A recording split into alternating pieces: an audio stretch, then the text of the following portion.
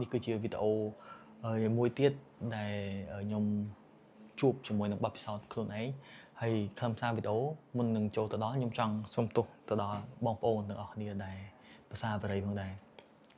អញ្ចឹងខ្ញុំរាល់ថ្ងៃដែលជាអ្នកដឹកជញ្ជូននេះគឺការងារខ្ញុំភាគច្រើនគឺនៅតាមដងផ្លូវមានថ្ងៃមួយហ្នឹងគឺខ្ញុំបានទៅធ្វើដំណើរដឹកអីវ៉ាន់ទៅឲ្យបងប្អូនដែលនៅខាងតំបន់សេដ្ឋកិច្ចណានៅពេលដែលខ្ញុំឈប់ស្តុបទៅមានបងប្រុសម្នាក់គាត់បើកកញ្ចក់ឡានហើយគាត់ភាសាបរិយនៅពេលដែលគាត់ភាសាបរិយអញ្ចឹងទៅអាកាត់ផ្សែងបរិយហ្នឹងវាភាយទៅដល់ជុំវិញមនុស្សដែលនៅក្បែរឡានរបស់គាត់មានអ្នកខ្លះទៅគាត់បានចាប់អារម្មណ៍បាទងាកមើលទៅគាត់ហើយអ្នកខ្លះទៀតគាត់មិនទៅចាប់អារម្មណ៍អញ្ចឹងទៅការភាសាបរិយបែបហ្នឹងនៅពេលដែលផ្សែងបរិយវាចេញមកក្រៅគឺវាប៉ះពាល់មនុស្សជុំវិញខ្លួនដោយសារតែខ្ញុំនៅក្បែរនឹងដែរខ្ញុំនៅពីក្រោយឡានគាត់ណាហើយរឿងចៃដន្យអីនៅពេលដែលគាត់គោះបរិយហ្នឹងផេះបរិយហ្នឹងវាហើរមកវាប៉ះជាមួយនឹងកញ្ចក់មួកការពាររបស់ខ្ញុំក៏អត់ដឹងដែរថាវាហើរមកប៉ះជាមួយនឹងកញ្ចក់មួកការពាររបស់ខ្ញុំគាត់តែខ្ញុំចាប់អារម្មណ៍ដំបូងគេឡើយហ្នឹងគឺដំបូងមុនឡើយហ្នឹងគឺវាធំខ្លួនឈាមបរិយខ្លាំងដល់ពេលទៅមើលកញ្ចក់ទៅវាប៉ះពាល់ជាមួយនឹងវាឃើញផេះចឹងខ្ញុំគិតថាអូលើកនេះវាហើរប៉ះជាមួយនឹងកញ្ចក់ចុះបើសិនជាលើកក្រោយវាប៉ះខ្ញុំឬក៏ប៉ះអ្នកដទៃទៀតដែលធ្វើដំណើររួមផ្លូវជាមួយគាត់ហ្នឹងអាចត្រូវភ្នែកច្រមុះឬក៏មាត់តើវាមានរឿងអីកើតឡើងបន្តមកទៀត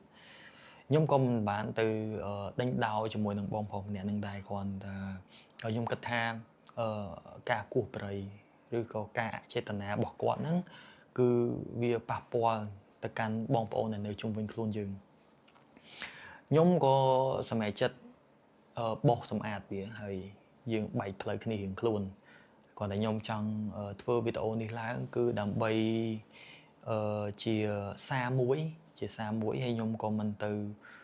បង្ខំឬក៏ប្រាប់អ្នកទាំងអស់គ្នាថាបងដែលជួបបរិយគឺជាមនុស្សអាក្រក់ទេតែមានចេតនាថាការភាសាបរិយបើសិនជាយើង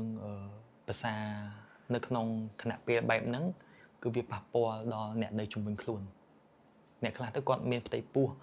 បាទអ្នកខ្លះទៅគាត់ជាមនុស្សចាស់ឬក៏កូនក្មេងដែលហិតផ្សែងបរិយហ្នឹងគឺវាប៉ះពាល់អញ្ចឹងណាហើយខ្ញុំចង់ឲ្យបងគាត់